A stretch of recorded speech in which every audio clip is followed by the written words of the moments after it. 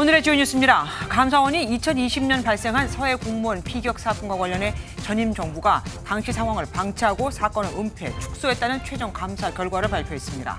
감사원은 사건 관련자 13명에 대한 징계, 주의 요구 처분을 내렸습니다. 인유한 국민의힘 혁신위원장이 절반의 성공이라고 자평하며 출범 42일 만에 혁신위 활동을 종료했습니다. 국민의힘은 당대표 거취 문제를 포함한 결단의 시기를 조율 중으로 현역 의원 40% 물갈이가 유력하다는 관측이 나옵니다. 민주당이 당 지도부를 선출할 때 대의원 표 반영 비율은 줄이고 권리당원의 권한은 높이는 당원 개정안을 확정했습니다. 총선 공천을 위한 경선에서 성과가 저조한 현역 의원에 대한 페널티도 강화했습니다. 전북 부안군의 한 면사무소 직원들이 평일에 야유회를 간 사실이 뒤늦게 드러났습니다. 심지어 해당 면사무소 면장은 야유회에서 술에 취해서 여직원을 폭행하기도 했습니다. 단독 보도합니다.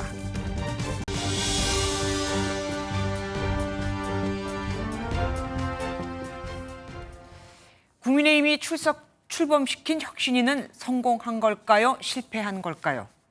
마누라, 자식 빼고 다 바꿔야 한다고 했던 인요한 혁신위가 결국 조기 해산했습니다. 인 위원장은 정치가 얼마나 험난하고 어려운지 알 수 있는 기회를 주셔서 많이 배우고 나간다고 했죠. 돌려 말했지만 불편한 심기가 그대로 드러나죠. 이주일 기자가 첫 소식 보도합니다. 굳은 표정으로 마지막 회의를 주재한 인요한 국민의힘 혁신위원장. 오는 24일까지 활동 기한이 남았지만 혁신이 종료를 선언했습니다. 인 위원장은 당 주류 희생안을 두고 부딪힌 김기현 대표를 향해선 뼈 있는 말을 남겼습니다. 혁신위원장을 맡게 되는 이런 기회를 주시고 또 정치가 얼마나 험난하고 어려운지 또 이렇게 알아볼 수 있는 그런 기회를 주셔서 많이 배우고 나갑니다. 혁신위는 이러한 건으로 이준석 전 대표의 징계 해제를 제안하면서 당 안팎의 호응 속에 출발했습니다. 불체포 특권 포기, 현역 의원 20% 공천 배제 등의 제안도 받아들여졌습니다. 하지만 당 지도부와 중진, 친윤 의원들의 희생을 요구하면서 혁신의 속도를 두고 갈등이 고조됐습니다. 우리는 50%는 성공했다고 생각합니다. 자부심을 가지고 있습니다. 나머지 50%는 당에 맡기고 기대를 하면서 조금 더 기다리겠습니다. 마지막 회의에선 혁신위원 일부를 당 공천관리위원으로 추천하자는 의견도 나왔지만 안건으로 채택되지 않았습니다. 혁신위를 지지해온 안철수 의원은 인 위원장과 따로 만난 뒤 당 지도부를 강도 높게 비판했습니다. 저는 혁신은 실패했다고 봅니다. 저도 인요한 위원장님께서도 치료법을 각각 제안했지만 환자가 치료를 거부했다고 봅니다. 혁신위는 오는 11일 당 최고위의 혁신안을 최종 보고하고 백서 제작으로 활동을 마치기로 했습니다. MBN 뉴스 이지율입니다. 혁신위가 내놓은 안건 중 당과 가장 크게 갈등을 빚은 건 당 주류 희생안이죠. 김기현 대표 측은 시기가 되면 불출마를 포함한 거취 문제를 결단할 거라고, 또한 혁신위보다 더 강도 높은 인적 쇄신을 할 거라며 현역 의원 40% 안팎의 물갈이를 거론했습니다. 하지만 김 대표 측은 지금이 너무 이르다지만 당내에서는 타이밍을 놓쳤다는 비난이 나옵니다. 정반대인 거죠. 안병수 기자가 보도합니다. 김기현 국민의힘 대표는 자신의 거취 문제를 포함한 당 주류 희생론에는 답을 피했습니다. 혁신위와의 갈등이 아직은 봉합되지 않았다는 시각이 있는데 고생들 많으십니다. 출범이 임박한 공천관리위원회가 인적 혁신안을 반영할 거란 전망이 나옵니다. 당 핵심 관계자는 현역 의원 40%까지 물갈이할 수 있다며 당 지도부와 중진 의원, 윤핵관이 모두 포함될 것이라고 밝혔습니다. 김 대표가 인 위원장과의 회동에서도 당의 희생 의지를 전달한 걸로 알려졌습니다. 김 대표 측 관계자는 과거 당대표의 출마 결정은 총선을 두세 달 앞두고 이루어졌다고 밝혔습니다. 2012년 비상대책위원장을 지낸 박근혜 전 대통령과 2020년 황교안 대표가 각각 총선을 두 달 앞두고 자신들의 출마 구상을 발표한 것처럼 결단은 시기의 문제라는 설명입니다. 국회 상황들이 남아있는 기간 동안에는 뭘 해도 국회 상황이 다 묻혀버리니까 본격적인 선거 모드로 들어갔을 때를 아마 타이밍으로 보는 것 같은데요. 하지만 지도부가 결단을 미룬 것에 대해 비판 목소리도 나옵니다. 하태경 의원은 지도부의 혁신 의지가 부족했다고 지적했고, 홍준표 대구시장은 혁신위가 기득권 카르텔에 막혀 좌절했다고 평가했습니다. 엇갈리는 평가 속에 국민의힘은 이달 안에 공천관리위원회를 출범해 본격적인 총선 채비에 나설 전망입니다. MBN 뉴스 안병수입니다. 더불어민주당은 당대표 선출 규칙을 담은 당헌을 개정했습니다. 전당대회에서 대의원의 표 가치를 축소하고 권리당원의 표 가치를 높이기로 한 건데, 소위 개딸로 불리는 강성 지지층이 대부분 이 권리당원입니다. 또 내년 총선은 공천 과정에서 현역 의원들이 받는 페널티도 확대하기로 했는데 모두 다 친명계가 바라는 쪽이죠. 노태현 기자가 보도합니다. 대의원제를 축소하는 내용의 민주당 당원 개정안이 최종 확정됐습니다. 최고위 의결 13일 만입니다. 찬성 331표 명으로서 67.55%, 반대 159명으로서 32.45%가 나타나서 당헌 개정의 건은 가결되었습니다. 대의원 한 표가 권리당원 60표와 같았는데 이번 개정안을 통해 1대 20 미만으로 바꿔 권리당원의 표 가치를 3배 이상 높였습니다. 당직자와 오래 활동한 지역 핵심 당원 등으로 구성된 대의원과 달리 권리당원은 6개월간 당비를 납부하면 자격을 얻을 수 있어 개딸로 불리는 이재명 대표의 강성 지지층이 다수를 차지합니다. 당원 민주주의, 당 민주화라는 측면에서 우리 당원들의 의사가 당의 의사에 많이 반영되는 그런 민주정당으로 나아가야 한다고 판단했습니다. 민주당은 또 내년 총선에서 평가하위 10%에 해당하는 현역 의원이 경선할 때 득표 감산 비율도 현행 20%에서 30%로 확대하기로 했습니다. MBN 뉴스 노태현입니다. 비명계 의원들은 더불어민주당이 나치를 닮아가고 있다, 꼼수 당헌 개정이라는 날선 비판을 이어갔습니다. 이번 당헌 개정이 김은경 혁신위에서 제안한 것이라고 하는데, 혁신위 제안 1호, 그러니까 불체포 특권 포기는 하지 않고 이재명 대표를 말하는 거겠죠. 왜 다른 제안은 받아들이는 거냐고요. 또한 이 두 가지 안을 하나로 묶어서 모두 찬성 혹은 모두 반대밖에 할 수 없게 해서 선택의 폭을 줄였다. 민주주의는 절차적 정당성의 핵심인데 투표 방식부터가 기울어진 운동장이었다는 불만이 터져나오기도 했습니다. 이병주 기자가 보도합니다. 당헌 개정을 위한 투표를 앞두고 진행된 민주당 토론회. 이재명 대표를 면전에 두고 비명계의 성토가 이어졌습니다. 8월 활동을 마친 김은경 혁신이 권고한 대로 당헌을 바꾸게 됐다는 지도부 설명을 그대로 받아 이재명 대표의 방탄 논란을 직격했습니다. 김은경 혁신이 어떻게 생각하십니까? 1호가 뭐였습니까? 불체포 특권을 포기하겠다였습니까? 우리 이재명 당대표부터 그렇게 하셨습니까? 이재명 대표 강성 지지자들이 상당수 있는 권리당원의 힘을 실은 당헌 개정안을 나치의 독재에 견주고 지난 총선 결과를 거론하며 비판하기도 했습니다.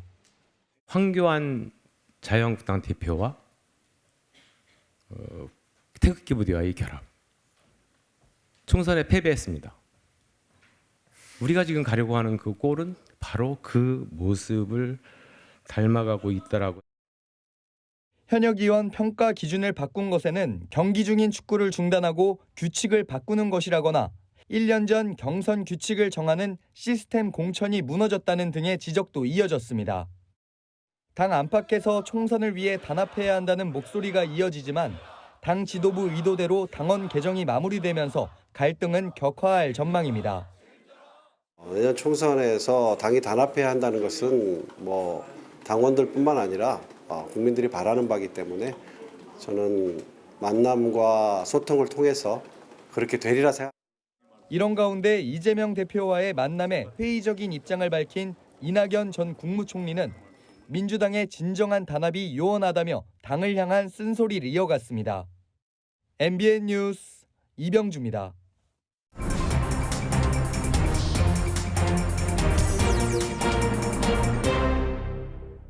정치톡톡, 오늘은 국회 출입하는 강영호 기자와 함께합니다. 어서 오십시오. 강 기자, 여권에서 잦은 신경전을 벌이는 두 사람이 있습니다. 바로 이 두 분이죠. 안철수 의원하고 이준석 전 국민의힘 대표.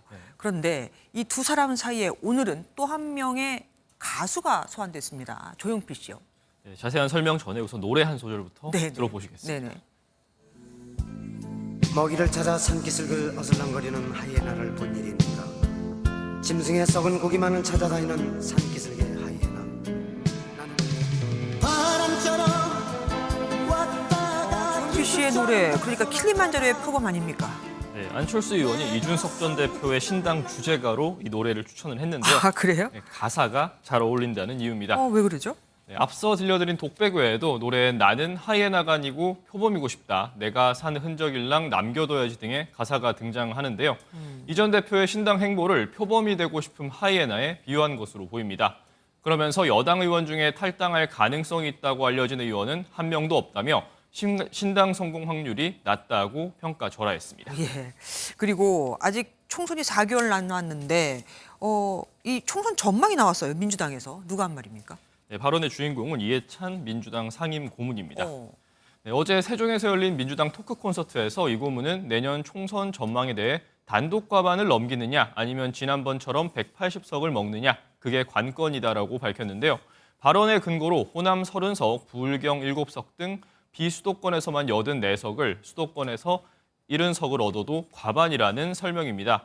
민주당 지난 총선에서 수도권 103석을 얻은 바 있는데요. 하지만 이 고문의 전망이 지나치게 낙관적인 것은 물론 자칫 오만하게 비칠 수 있다는 지적이 나옵니다. 그런데 이 고문 과거에도 비슷한 발언을 했던 것 같은데요. 네, 2018년 전당대회에서 당대표 후보로 나섰던 이 고문, 민주당이 20년 집권이 필요하다고 말해 논란이 있었죠. 맞습니다. 당시 문재인 정부의 높은 지지율을 감안하더라도 오만하다는 비판에 직면했었습니다. 이후 지방선거와 총선에서 납승을 거뒀지만 정작 대선에서 패하며 이 고문의 20년 집권론은 허무하게 막을 내렸는데요.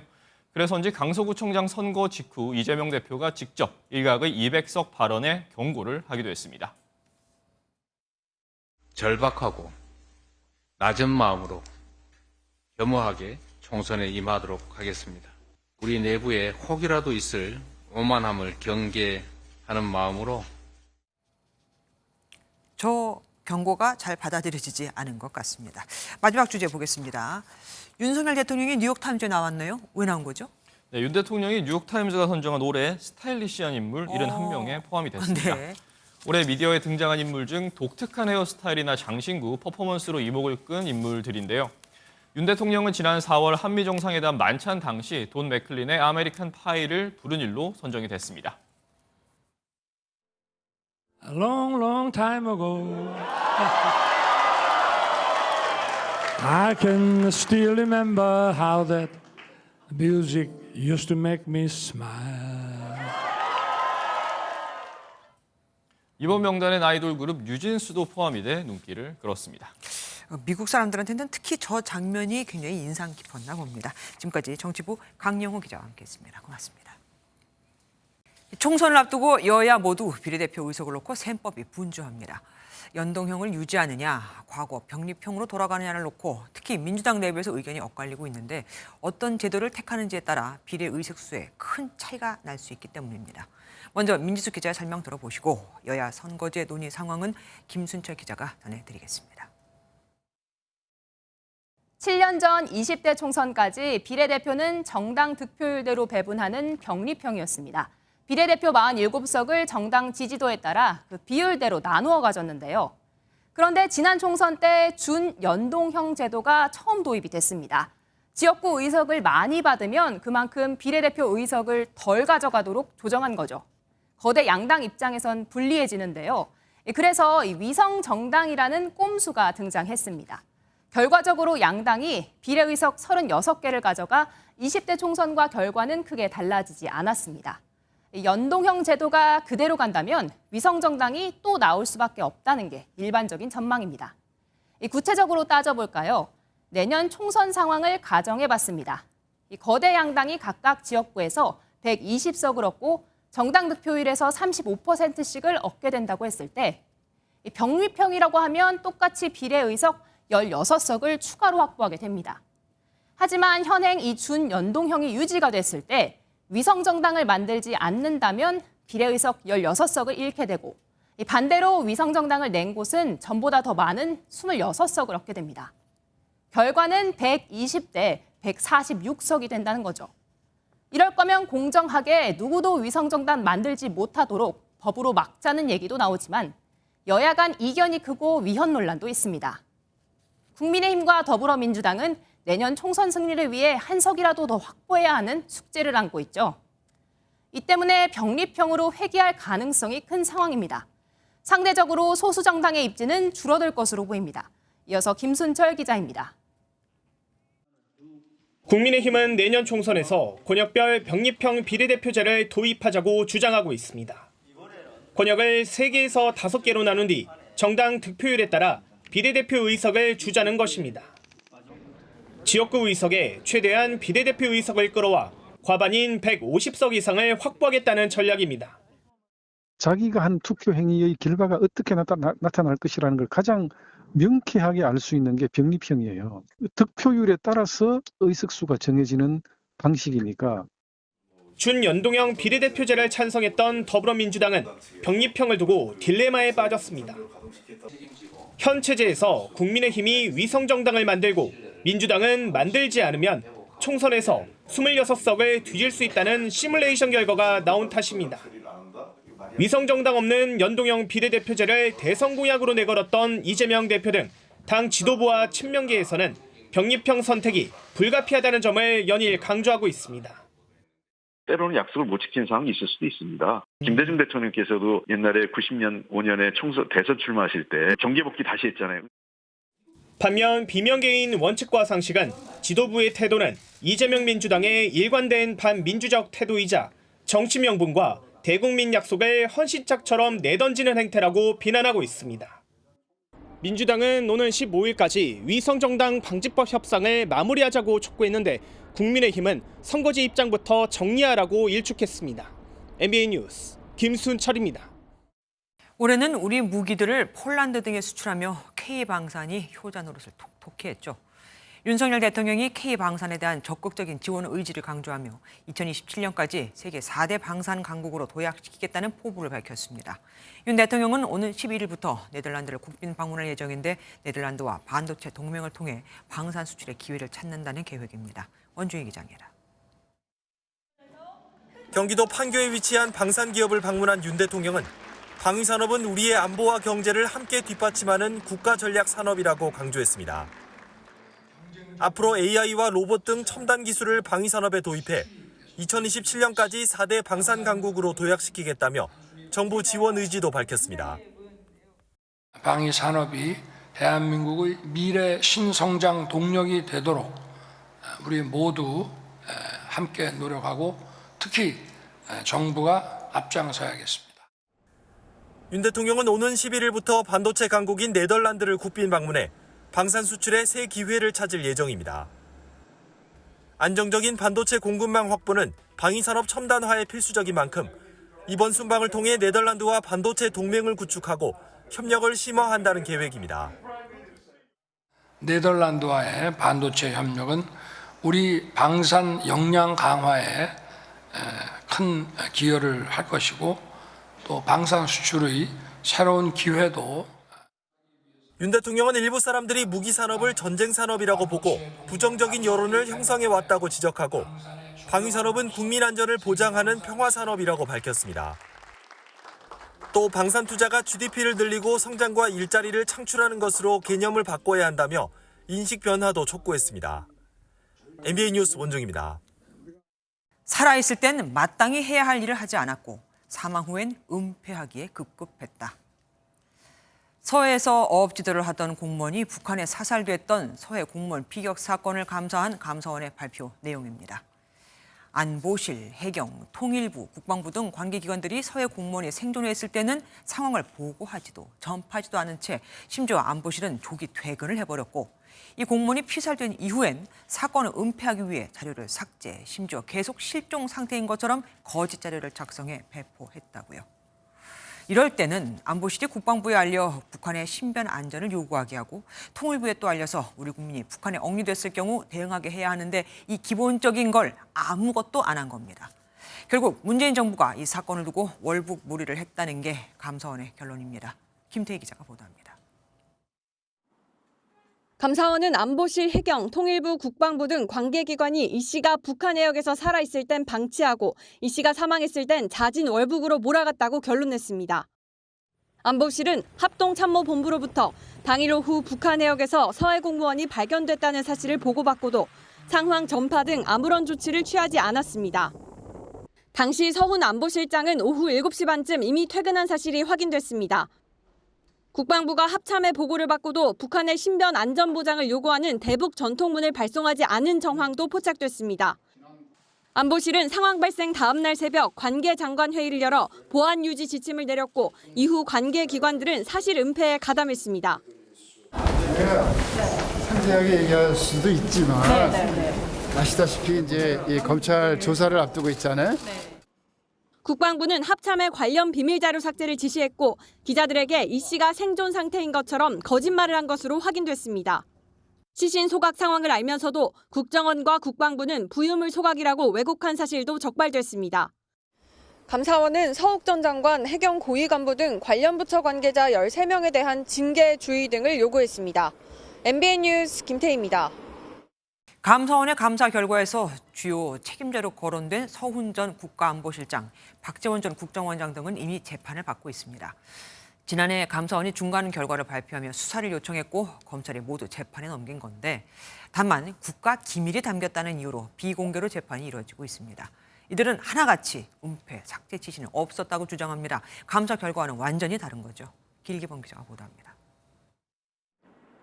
지난해 10월 감사원은 서해 공무원 피격 사건 중간 감사 결과를 발표했습니다. 그러면서 당시 문재인 정권 안보라인의 윗선이던 서훈 전 국가안보실장과 박지원 전 국가원장, 서욱 전 국방부 장관 등 20명을 검찰에 수사 요청했습니다. 검찰은 대통령 기록물 압수수색을 시작으로 수사에 착수했고 자료 삭제 지시 없었습니다. 국민의 생명과 명예를 놓고 근거 없는 조작은 상상할 수도 없습니다. 문재인 대통령이나 서훈 실장으로부터 어떠한 삭제 지시도 받지 않았고 무엇도 삭제하라는 지시를 하지 않았습니다. 서 전 안보실장 등 윗선 5명을 순차적으로 재판에 넘겼습니다. 검찰은 당시 서 전 안보실장이 피격 사실 은폐를 지시했고 이에 맞춰 국방부에서 군사정보통합처리체계 밈스에서 감청 정보 등이 삭제됐다고 봤습니다. 또 박 전 원장 역시 피격 관련 첩보 등을 국정원 직원들에게 삭제하도록 지시한 것으로 보고 있습니다. 이들 재판은 올해 초부터 법원에서 진행되고 있는데 내용에 국가기밀이 포함됐다는 이유로 비공개로 진행되고 있습니다. MBN 뉴스 길기범입니다.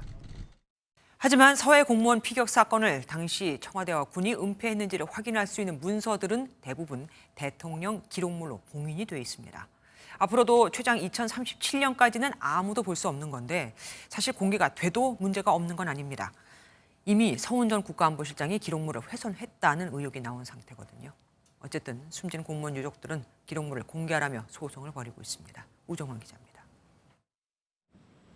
서해 피격 사건 당시 청와대와 국방부에서 진행된 의사결정 내용은 대통령 지정 기록물로 지정돼 15년 동안 열람이 금지된 상태. 앞서 고 이대준 씨 유족은 기록물로 지정되기 전 자료를 미리 확보하려 시도했습니다. 문재인 정부 당시 청와대를 상대로 정보공개 청구 소송을 내 1심에서 승소했고 윤석열 정부가 항소를 취하해 확정됐지만 그 사이 대통령 기록물로 지정돼 버렸습니다. 결국 유족 측은 대통령 기록관을 상대로 다시 공개 소송을 내고 헌법 소원도 제기한 상태입니다. 청구서의 결과를 지켜보자, 기다려보자 하고 있는 입장이라서 아직까지 못 보고 있는 상황입니다. 서훈 전 국가안보실장이 기록물을 훼손했다는 의혹이 나오기도 했습니다. 지난해 12월 구속영장 실질심사 당시 대통령에게 보고한 문서라며 사본 한 장을 제출한 사실이 드러났기 때문입니다. 이후 해당 문서 역시 기록물로 지정돼 봉인됐고 유족 측은 서 전 실장을 기록물 훼손 혐의로 고발했습니다. 서훈의 이 같은 증거를 인멸하고 폐기한 중대 범죄를 밝혀야 역사의 진실이 바로 잡히기에 즉각 재구속하여 서전 실장을 상대로 수사에 착수한 검찰이 해당 문건을 찾기 위해 대통령 기록관을 압수수색했지만 발견하지는 못했습니다. 검찰은 서전 실장이 사적으로 문건을 빼돌렸을 가능성을 수사하고 있습니다. MBN 뉴스 우종환입니다.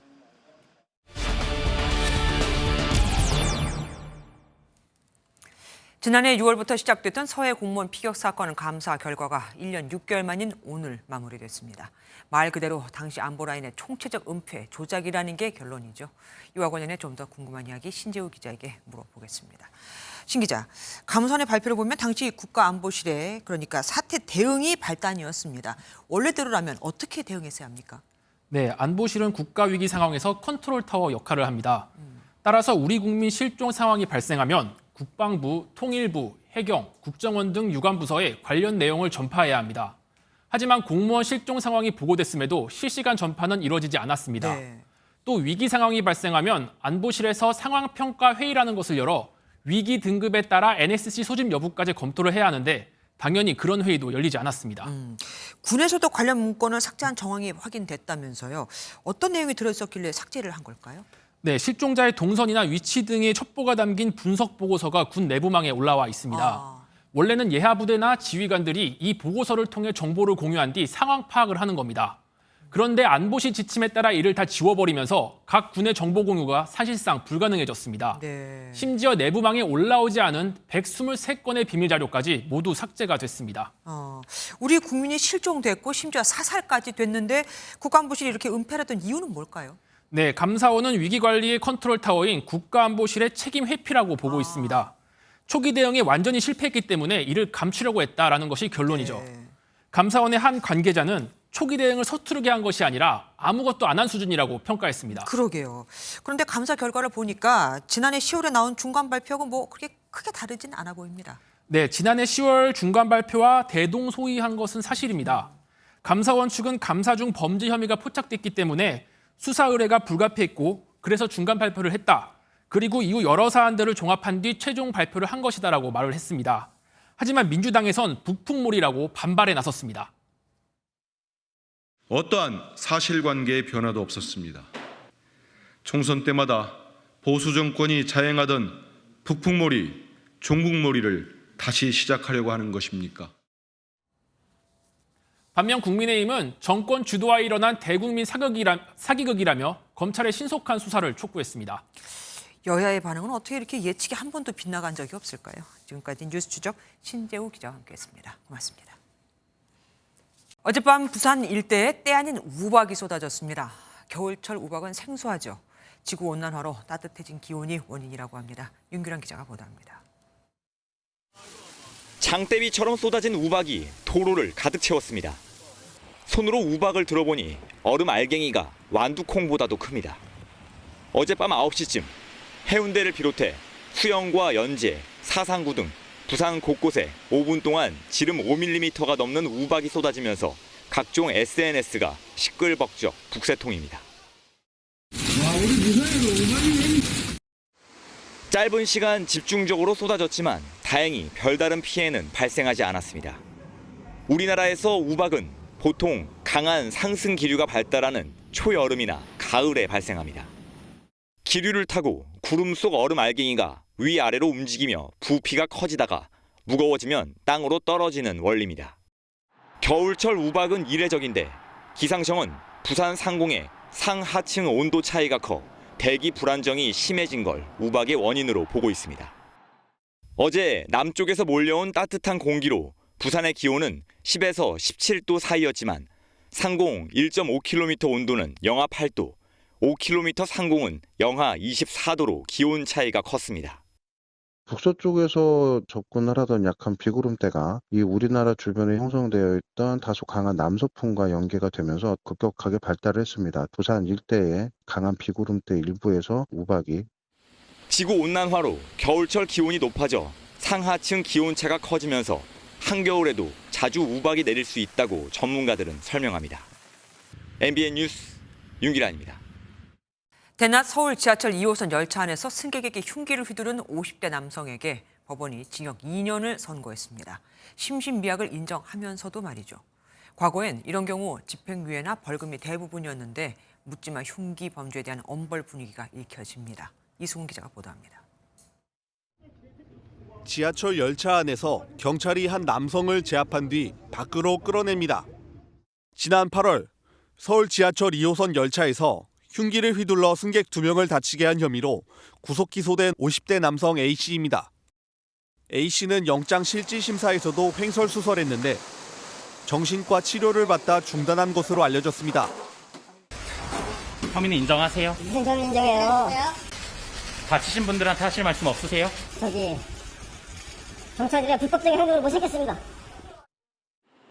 법원은 A씨에 대한 재판에서 심신미약을 인정해 징역 2년을 선고했습니다. A씨의 정신분열증으로 인한 피해망상이 사건의 원인으로 보이며 피해자들의 상해 정도가 심하지 않아 정상 참작했다는 겁니다. 하지만 법조계에서는 이례적인 실형 선고라는 해석도 나오고 있습니다. 심신미약 인정하면서 실형이 나오는 것은 쉬운 일은 아니에요. 사회적으로 지금 경종을 울려야 될 필요성이 크다라고 생각한 것 같습니다. 앞서 서현역 흉기난동범 최원종과 신림역 칼부림 피의자 조선도 심신미약을 주장하고 있는 가운데 묻지마 범죄에 대한 강력한 처벌이 이어질지 관심입니다. MBN 뉴스 이승훈입니다. 평일에 직원 13명 중 무려 10명이 야유회를 간 면사무소가 있습니다. 군청에는 알리지도 않았고 주민들에게는 면사무소에 일이 있어도 오지 말라고 미리 얘기를 했죠. 자기들 노느라 민원을 막은 겁니다. 그래서 잘 놀고 왔느냐? 면장은 야유회에 가서 술에 취해 여직원을 폭행했습니다. 강세훈 기자가 단독 취재했습니다. 평일인데도 면사무소 안에 직원이 몇 명 보이지 않습니다. 선진지를 견학하겠다며 지난달 24일 1박 2일 일정으로 전남 여수를 갔습니다. 면사무소는 대민 업무 기관인데도 직원 3명만 남겨놓고 면장을 포함해 모두 10명이 자리를 비웠습니다. 출발은 대충 오전에 한 10시는 넘어서 출발. 면장 포함해서 10명이 같이 나간 거죠? 네. 민원 발생이 걱정됐는지 마을 이장들을 통해 24일에는 면사무소에 오지 말라고까지 했습니다. 마을 주민들한테 큰 볼일이 있으면은 다음 주에 월요일 날 이렇게 공지를 했었죠. 군청에는 보고조차 하지 않은 것으로 확인됐습니다. 말이 선진지 견학이지 사실상 몰래 야유회를 간 겁니다. 내부적으로만 계획을 수립했고 9명을 10시에 데리고 가겠습니다. 이렇게 보고하겠어요. 상식적으로 생각했을 때. 문제는 이뿐만이 아니었습니다. 이들은 여수에 가서 술자리를 가졌는데 면장이 여직원을 폭행한 사실이 뒤늦게 드러났습니다. 좀 과하게 취하시긴 했어요. 이유 없이 폭행을 하신 거예요? 그게 갑자기 부안군은 논란이 일자 잼버리 파행으로 직원들 사기가 떨어져 힐링 차원에서 단합대회를 갔을 것이라며 제 식구를 감쌌습니다. 부안군은 해당 면장을 직위해제하고 감사에 착수했습니다. MBN 뉴스 강세훈입니다. 전동 킥보드는 절대 2명 이상이 타지 말라고 하죠. 이유가 있습니다. 원래 1인용으로 만들어졌기에 2명 이상이 타면 무리한 하중으로 방향 조정도 잘 안 되고 제동도 잘 안 걸리거든요. 방향 예측이 쉽지 않으니 차량을 운전하는 사람도 킥보드를 피하는 게 어렵겠죠. 이렇게 모두를 위험하게 하는데도 2 이상이 타다 걸려도 범칙금은 고작 4만 원이 닿습니다. 현지호 기자가 취재했습니다. 위험하게 차도를 왔다 갔다 하며 아슬아슬하게 달리는 전동 킥보드. 자세히 보니 킥보드 한 대에 2명이 탔고 안전모도 착용하지 않았습니다. 고개 운전을 하길래 제가 느낌이 좀 싸하다고 생각을 했는데 아니나 다를까 제 앞에서 계속해서 고개 운전을 했었고 좁은 차선에서 계속 그러고 있으니까 저도 클락션을 올렸었어요. 전동 킥보드 같은 개인형 이동장치는 도로교통법상 혼자서만 타야 합니다. 승차 정원을 어기고 전동 킥보드를 타다 적발된 사례는 지난해부터 크게 늘었는데요. 올해에도 이미 1000건 가까이가 적발됐습니다. 지난해에만 개인형 이동장치 사고로 26명이 숨졌는데 여럿이 탈 땐 사고 위험성이 더 커집니다. 전동 킥보드가 1명 기준으로 설계돼 있어 2명 이상이 타면 방향 바꾸기도 어렵고 사고 났을 때 충격도 더 크기 때문입니다. 아무래도 사고 나기도 쉽고 길거리 다니면서 보면 위태로워 보여서 좀 위험하다고 생각해요. 하지만 반드시 1명만 타야 한다는 사실을 알고 있는 이용자는 드물고 적발 시 범칙금도 4만 원에 불과합니다. 법규 위반에 대해서 좀 단속을 강화할 필요가 있고 또 이용 규칙을 잘 모르는 분들이 많아요. 그래서 교육과 홍보를 지속적으로 강화할 필요가 있습니다. 친환경의 공유경제 일환으로 실용적 교통수단인 킥보드. 시민의 안전을 위협한다면 독이 될 수 있습니다. MBN 뉴스 현지호입니다. 교통사고 환자들에게 허위 진료를 하고 보험금을 부당 청구해온 한방병원들이 적발됐습니다. 한방병원 처비약은 원래 그때그때 환자마다 또 환자의 상태에 따라 짓는 게 원칙이죠. 이 처벽을 미리 수북히 쌓아두고 환자가 올 때마다 처방해 치료 청구액만 억대에 달하는 것도 있었습니다. 박기영 기자가 보도합니다. 연매출이 45억 원에 달하는 서울 도봉구의 한 한방병원입니다. 병원 창고 한켠에 환자에게 처방할 처벽 상자가 발 디딜 틈 없이 쌓여 있습니다. 환자 증상에 맞춰 그때그때 투여하는 것이 아니라 미리 대량으로 구매해 쌓아놓고 환자가 올 때마다 처방하는 겁니다. 이렇게 싣고는 한 명한테 주는 건 아니잖아요. 그 원장님이 약을 10일치든 줘요. 오다를 나오면. 그럼 저희는 그냥 교통사고 환자를 주로 받는 이 병원은 환자에게 제공한 처박수를 부풀리는 등 900건이 넘게 진료기록부를 날조하기도 했습니다. 이런 방식으로 부당 청구한 금액이 3개월 동안 9,200만 원에 달합니다. 의사 없이 간호조무사만 입원실 당직 근무를 시키거나 엑스레이 촬영만 하고 판독료까지 청구한 사실도 적발됐습니다. 의료비 부당 청구는 일반인들의 자동차 보험료 인상으로 이어집니다. 허위 과잉 진료로 인한 자동차 보험 환자 한방 진료비는 9년 사이 5.4배 늘었고 평균 진료비도 양방의 3배에 달합니다. 규모가 계약자 한 명당의 그 보험료로 치면은 약 3만 5천 원 정도로 추산이 되는데 좀 억제가 되면 이런 그 보험료 인상 압력도 좀 줄어들 수 있고. 국토교통부는 적발한 한방병원 2곳을 고발 조치하고 점검 대상을 확대할 계획이라고 밝혔습니다. MBN 뉴스 박규원입니다. 최근 학교 급식으로 나올 정도로 청소년들에게 인기를 끌고 있는 음식이 바로 마라탕입니다. 그런데 이 마라탕을 공급하는 회사 중 하나가 10개월 동안 어떤 성분이 들어있는지도 모르고 유통기한도 없는 소스를 만들어 가맹점에 공급해온 것으로 드러났습니다. 안진우 기자입니다. 마라탕 소스를 제조 유통하는 부산의 한 가맹사업본부입니다. 커다란 용기에 소스가 가득합니다. 이거 만드는 거 어떻게 합니까?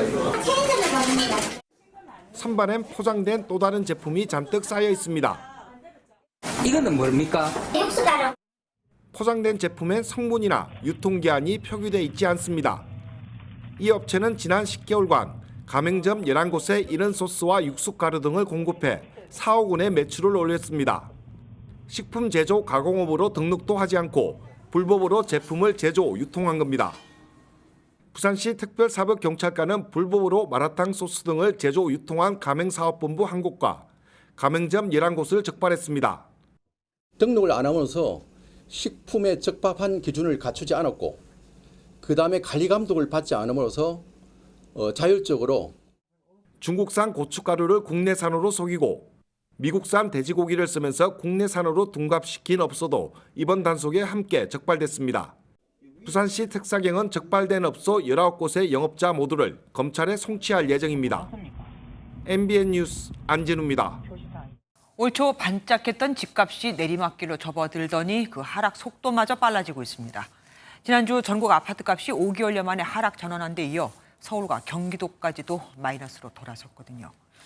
월급은 그대로인데 집값이 떨어지니 가구당 평균 자산은 처음으로 감소를 보였죠. 집마다 진 빚도 평균 1억 원에 육박했습니다. 장명훈 기자가 보도합니다. 서울의 한 전통시장. 장을 보러 나온 시민은 훌쩍 뛴 물가에 살 물건이 없습니다. 시장에 예를 들어서 5만 원을 갖고 나오면은 뭐 산 것도 없이 돈은 없어지고 집에 가서 풀어보면은 뭐 산 게 없는 거야. 도대체 어떻게 되는 건지 저희도 감당을. 장사가 안 되니 상인들의 속도 타들어갑니다. 여기저기 빚을 내 근근히 꾸려가고 있는데 대출금과 이자 갚는 것도 이젠 버겁습니다. 물가가 너무 올라가니까 그거 쫓아가기도 좀 어렵고 그래요. 더블도 더 오르는 것 같아요.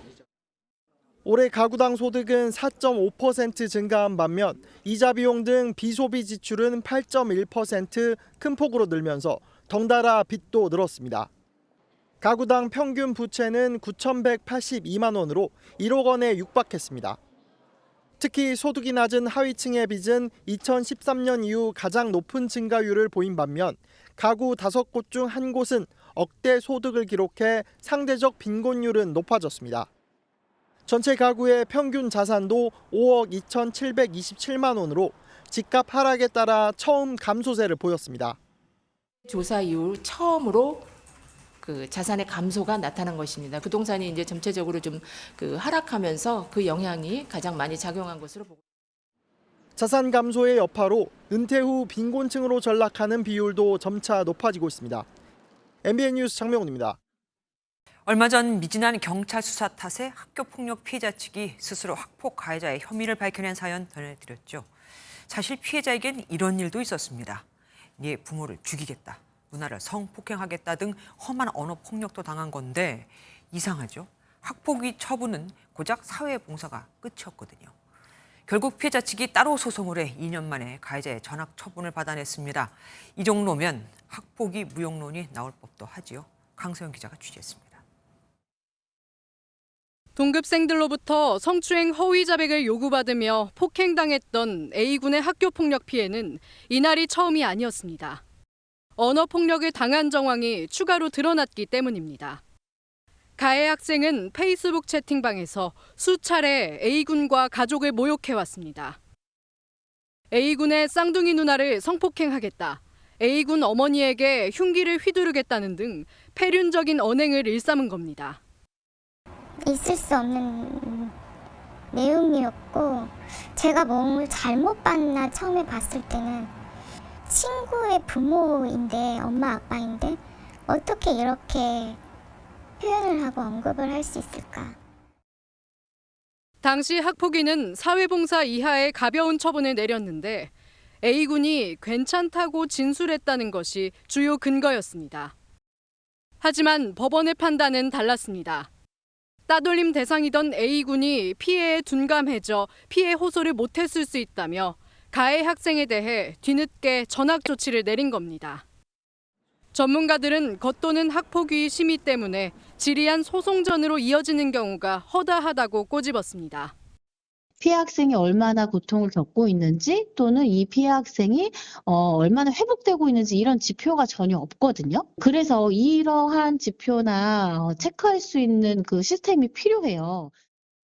관할 교육청은 이번 결정에 대해 해명하지 않았고 A군 측은 지난 2년간 그 누구에게도 사과받지 못했습니다. 제가 미치는 줄 알았어요. 아무도 제대로 들여다 봐주질 않았어요. 담당 장학사는 어머니 소송하세요. 소송해서 어머니가 밝히세요. 과연 이분들이 그 자리에 계시는 이유가 뭘까? MBN 뉴스 강서영입니다. 내년부터는 교사가 학교 폭력에서 손을 떼게 됩니다. 대신 퇴직경찰 등 학교 밖 전담 조사관이 맡게 되죠. 기존 학교폭력 담당 경찰 인력도 대폭 늘어나고 처리 절차도 크게 개선될 거라고 합니다. 최던희 기자입니다. 지난 7월 서울의 한 초등학교에서 임용 2년 된 신임 여교사가 숨진 채 발견됐습니다. 학교폭력과 학부모 민원, 교권 침해 등이 복합적인 원인이었습니다. 특히 잦은 민원과 소송으로 이어지는 학교폭력 사안은 다들 기피하는 업무입니다. 그 학폭이 발생한 상황이 되면 어떻게든 자기에게 유리하게 가져가려고 하기 때문에 그 과정에서 민원도 많고 알다시피 각종 그 아동학대 신고로까지 이어지는 대부분이 이제 학폭에서 출발을 하거든요. 교사들의 고충을 해소하고 학교폭력을 근절하겠다며 대통령까지 나서 대책 마련을 지시했습니다.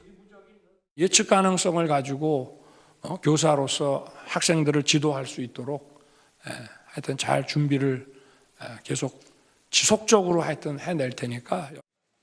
이번에 발표된 정부 대책의 핵심은 학교폭력 전담 조사관의 신설입니다. 그동안 교사가 맡아온 조사 업무를 외부 조사관으로 이관하겠다는 겁니다. 조사관은 2,700명 규모로 학교폭력 수사 경험이 있는 퇴직경찰이나 교원으로 채워질 예정입니다. 또 기존 학교 전담 경찰관인 SPO의 역할이 확대되고 인력도 지금보다 10% 더 늘어납니다.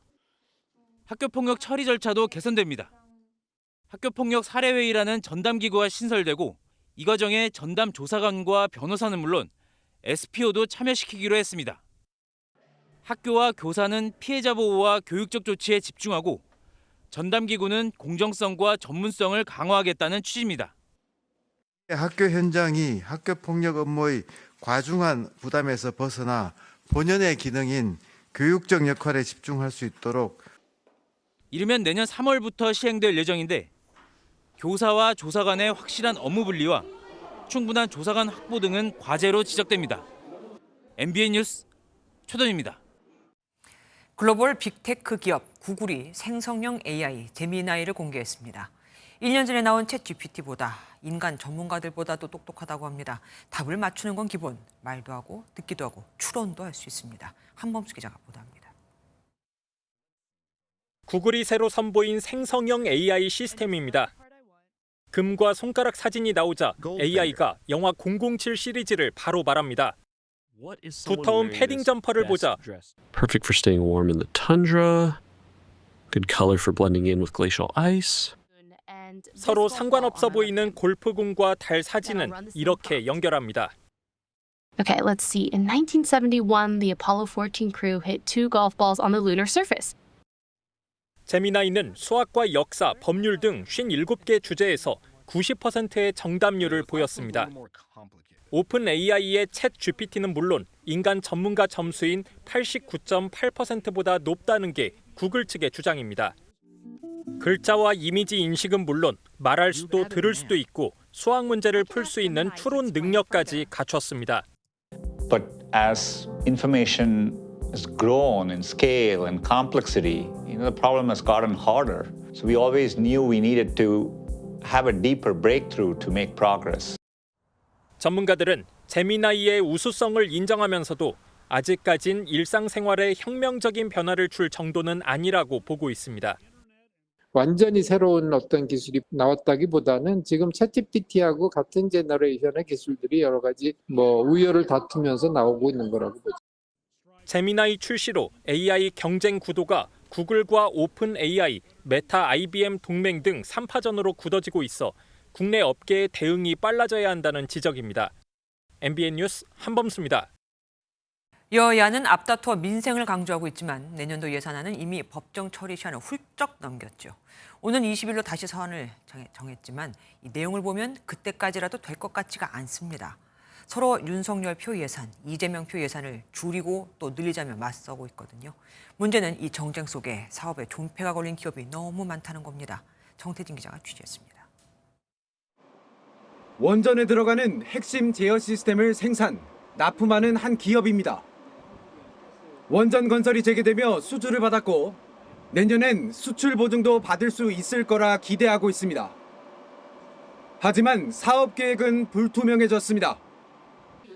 지난달 상임위 심사에서 민주당이 원전 관련 예산 약 1,800억 원을 단독으로 삭감했기 때문입니다. 더 이상 늦출 수 없기에 오늘 의결하도록 하겠습니다. 군사작전과 같은 예산안 테러라고 생각한다. 국민의힘이 복원을 요구하고 있지만 예산안 심사는 올해도 시한을 넘겼습니다. 큰 게 이제 원전 생태계 지원 자금인데 그것이 한 1,100억 정도 되죠. 근데 이런 자금이 없으면 원전 기업의 기초 대사를 죽이는 거기. 청년 예산을 두고도 여야의 생각이 다릅니다. 야당은 정부의 청년 일경험 지원 사업 예산 등이 단기 알바용에 불과하다며 삭감한 대신 양질의 일자리 확보를 위한 예산은 늘리겠다는 방침입니다.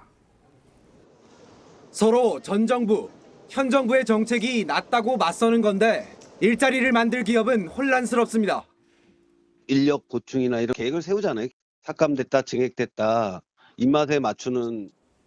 여야는 오는 11일 임시국회를 열고 20일을 예산안 합의 시한으로 정했지만 극한 대치 속 연말까지 늦어질 거라는 우려가 나오고 있습니다. MBN 뉴스 정태진입니다. 멸종된 것으로 알려졌다가 다시 발견이 됐고 그나마도 전 세계 100마리 정도뿐인 새가 우리나라 무인도를 번식 터전으로 삼고 있습니다. 워낙 희귀해서 신비로운 새로도 불리는데 매년 7마리씩 찾아온다고 합니다. 이혁준 기자가 소개해드리겠습니다. 주황색 부리에 뿔처럼 혹은 왕관처럼 보이는 머리 위 깃털을 가진 새는 뿔제비 갈매기입니다. 알을 품고 있는 아비새는 거센 바닷바람에도 꿈쩍하지 않습니다. 몸집이 작은 뿔제비 갈매기는 자기 영역을 지키기 위해 안간힘을 씁니다.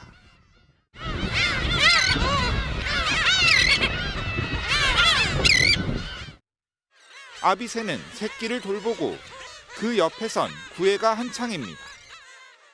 뿔제비 갈매기는 1937년 멸종한 것으로 알려졌는데 2000년 중국에서 발견한 뒤 현재 지구상에 살아있는 개체는 100마리 정도뿐입니다. CCTV 영상을 확보한 곳은 전남 영광군의 7개 무인도 가운데 하나인 육산도로 철새인 뿔제비 갈매기가 올해 3월부터 7월까지 머물렀습니다. 처음 온 건 2016년이었고 2020년부터 7마리는 매년 찾아오고 있습니다. 뿔제비 갈매기는 그 바닥의 지면에 둥지를 트는 습성을 갖고 있는데요. 우리나라는 중국의 4군데에 이어서 5번째로 발견된 번식지입니다. 뿔제비 갈매기는 알채취, 태풍, 큰 제비 갈매기와의 교잡이 멸종 원인으로 꼽힙니다. 7개 무인도를 일컫는 칠산도는 천연기념물로 지정해 사람의 접근을 막고 있습니다. 칠산도는 괭이 갈매기와 노랑부리백로, 저새를 포함해 멸종 위기세의 주요 번식지로 자리 잡았습니다. MBN 뉴스 이혁준입니다. 이스라엘이 가자지구 남부 최대 도시인 칸 유니스 중심부까지 진입했습니다. 네타냐후 총리는 하마스 지도자의 집을 포위했다며 수뇌부 제거 작전이 임박했음을 시사했는데 여긴 민간인들이 몰려있는 지역입니다. 자칫 엄한 사람들이 다치거나 죽을 수도 있는 거죠. 유엔이 안보리의 주의를 환기시키는 헌장 99조를 52년 만에 발동했지만 사실 이건 구속력도 없습니다. 고정수 기자가 보도합니다. 가자지구 남부 최대 도시 칸 유니스 하늘에 검은 연기가 가득합니다. 하마스 은신처에 먼저 이스라엘군의 공습이 이루어지고 전차와 특수부대가 진격합니다. 칸 유니스 내부 하마스 방어선을 무너뜨리는 지상작전입니다. 이스라엘군은 이로써 지난 10월 이스라엘 남부 기습을 기획해 전쟁을 유발한 하마스 지도자를 궁지에 몰아넣은 단계까지 왔다고 밝혔습니다. עכשיו הם מקטרים את ביתו של סינואר. אז ביתו איננו מבצרו. הוא יכול לברוח, אבל זה רק שאלה של זמן עד שנשיג אותו. 전투가 격화되자 칸 유니스에 몰렸던 피난민들은 이집트 국경으로 떠나야만 했습니다. 이에 구테우스 유엔 사무총장은 가자지구의 상황이 국제평화를 위협하는 사안이라고 보고 52년 만에 헌장 99조를 발동했습니다. 안보리가 나서 즉각 휴전을 촉구하는 결의안을 채택하란 취지입니다. Given the scale of the loss of human life in Gaza and in Israel in such a short amount of time, the Secretary General has today delivered a letter to the President of the Security Council invoking Article 99 of the Charter of the United Nations. 이스라엘은 유엔 사무총장이 하마스를 옹호한다며 비난했고 블링컨 미 국무장관도 이스라엘이 민간인 보호 조치를 하고 있다며 두둔했습니다. MBN 뉴스 고정수입니다. 지난 2018년 하청업체 소속 비정규직 노동자 김용균 씨가 작업을 하다 컨베이어 벨트에 끼어 사망한 사고에 대해서 원청 대표인 김병숙 전 한국서부발전 사장의 무죄가 확정됐습니다. 대법원은 위험성과 위탁 용역 계약의 문제를 인식하지 못했다는 원심 판단에 문제가 없다고 봤는데 하청업체 대표 등 관계자 10명에겐 안전조치 의무 불이행에 대한 유죄가 확정됐습니다.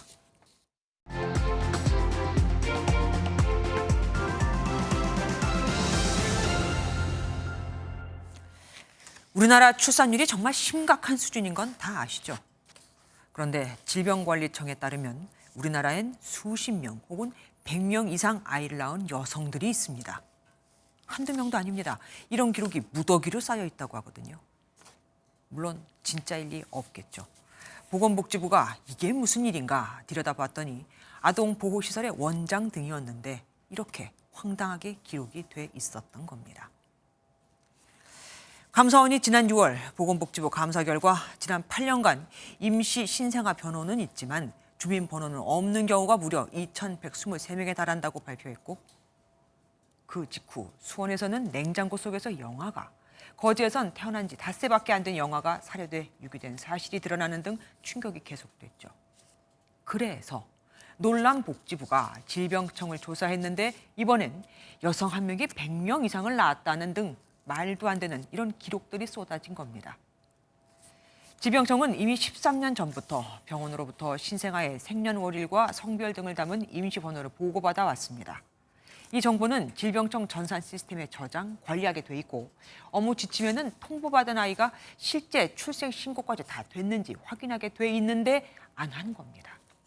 그러니 태어나긴 했으나 출생 신고는 안 된 아기도 저렇게 많았던 거죠. 반대로 실제 낳지도 않은 아이가 100명 이상인 엄마도 나오고요. 보건복지부가 뒤늦게 감사원이 감사를 못한 2010년에서 2014년생 아동을 전수조사해봤더니 임시 신생아 번호만 있고 주민번호는 없는 아동이 9,603명이었다고 합니다. 감사원이 조사한 8년보다 짧은 5년을 조사했는데 미등록 아기 수는 4배 이상 더 많았으니 병원 밖에서 태어난 아기까지 합하면 그 수는 얼마나 될까요? 시스템이 문제라고요? 글쎄요. 지금 있는 시스템만 잘 지켰어도 이런 일은 일어나지 않았을 겁니다. 질병청이 일을 잘했다면 혹은 질병청이 일을 제대로 하는가 상급기관인 보건복지부가 점검만 제대로 했더라도 저렇게 생사 여부조차 모르는 아기들은 많지 않았을 겁니다. 그렇게 탁상 행정하지 말고 현장에 가보라는데 아니네요. 꼭 현장에 가봐야 여성 한 명이 아이 100명을 낳지 못한다는 걸 아는 것도 아니니 그럼 이걸 뭐라고 해야 할까요? 바보? 무관심? 무능력? 이 중 어떤 거라도 핑계가 안 되니 어쩌죠. 김주혜 그런데 오늘은 탁상 행정에 빚은 100명 출산. 스포츠 뉴스입니다.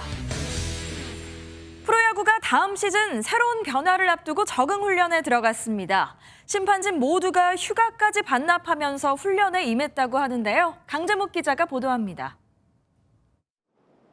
마운드 위 투수의 투구가 지연되자 심판의 콜사인이 떨어집니다. 일정 시간 안에 준비를 마치지 못한 타자에게도 어김없이 스트라이크가 선언됩니다. 다음 시즌 새로 도입되는 피치클락 훈련을 위해 프로야구 심판진이 한자리에 모였습니다. 피치클락은 주자가 없을 때 15초, 주자가 있을 때는 20초 안에 투수의 피칭이 이뤄져야 하는 규정으로 경기 전체에 속도감을 더하기 위한 장치입니다. 평균 시간이 3시간 16분 정도 되는데 이게 만약에 좁혀져서 20분 정도 줄여진다고 치면 선수들한테도 엄청난 이게 회복? ABS, 이른바 로봇 심판이라 불리는 자동 볼 스트라이크 판정 시스템에 적응하기 위한 훈련도 한창입니다. 심판이 아닌 기계가 공의 위치값을 계산해 스트라이크 여부를 판정하는 것으로 경기 중 판정 시비를 최소화하기 위함입니다. 다만 높은 곳에서 떨어지는 변화구나 좌우로 움직임이 큰 변화구 판정이 애매할 수 있다는 점은 개선이 필요한 부분입니다. 직구 같은 경우는 괜찮은데 이제 변화구 떨어지는 공 같은 경우에 바운드 되는 공도 스트라이크가 울린 경우가 있었습니다. 새로운 시스템을 준비하고 있는 프로야구가 다음 시즌 어떤 변화를 맞이하게 될지 관심이 쏠립니다. MBN 뉴스 강재묵입니다. 바다 위에서 서핑을 하다가 하늘을 날면 어떤 기분일까요? 대형 연이 연결된 서핑보드를 타고 힘차게 바다를 향해 출발! 넘실거리는 파도를 타다가 하늘로 뛰어오르면 더 큰 짜릿함이 느껴지는데요. 보기만 해도 속이 뻥 뚫리는 카이트 서핑의 세계였습니다. 날이 이상하리만큼 포근합니다. 상공기가 빠져나가고 따뜻한 남서풍이 유입되고 있는 건데요. 내일은 4월 초순에 해당하는 봄 날씨가 예상됩니다. 낮 동안 서울이 16도, 강릉 19도, 울산 20도까지 올라서 오늘보다도 또 예년보다도 따스하겠습니다. 한편 동해안에 따라서는 보름 넘게 건조특보가 발효 중입니다. 여기에 초속 25m 이상의 순간 돌풍이 불어들 수 있어서 화재 예방에 각별히 주의하셔야겠습니다. 내일 전국이 대체로 맑겠고요. 강원 북부 지역은 오후 한때 비가 조금 내릴 수 있겠습니다.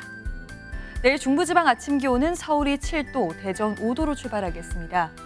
남부지방도 전주와 창원이 7도 예상되면서 아침과 낮 기온 모두 오늘보다 높겠습니다. 다음 주 월요일에는 전국에 비가 내리겠는데요. 동해안과 남해안, 제주에는 많은 비가 내릴 가능성이 있습니다. 내셨습니다. 안녕하세요. 김주하입니다. 공정하고 신속한 MBN 뉴스, 유튜브를 통해서도 만나보실 수 있습니다. 특히 더 많은 뉴스와 라이브를 보고 싶으시다면 오른쪽을 눌러서 구독하시면 됩니다. 어렵지 않죠? 빠르고 정확한 뉴스로 계속 찾아뵙겠습니다. MBN 뉴스를 시청해주신 여러분 고맙습니다.